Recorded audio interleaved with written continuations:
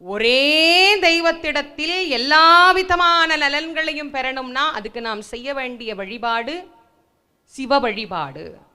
சிவ வழிபாட்டை நாம் எடுத்துக்கொண்டு சிவபெருமானை நாம் வழிபட ஆரம்பித்தால் எல்லாம் சிவமாக நமக்கு தெரிய ஆரம்பிக்கும். எல்லாம் சிவம் என்றால் எல்லாவற்றிலும் இருக்கிற அன்பை நம்மால் உணர முடியும். எல்லாவற்றிற்குள்ளேயும் இறைவன் இருக்கிறார்.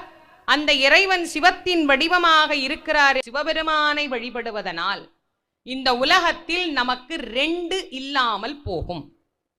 என்ன இல்லாமல் போகும்? சிவபெருமானை கும்பிட்டா ரெண்டு இருக்காது. ஒன்னு பிறப்பு, இன்னொன்னு இறப்பு. பிறப்பும் இறப்பும் இல்லாமல் இருக்க வேண்டும் என்றால் சிவ வழிபாடு ஒன்றே அதற்கு துணை செய்யக்கூடியது. ஏன்னா பிறப்பும் இறப்பும் இல்லாத பெருமானை நாம வழிபாடு பண்ணும் போது நமக்கும் பிறப்பும் இறப்பும் இல்லா நிலை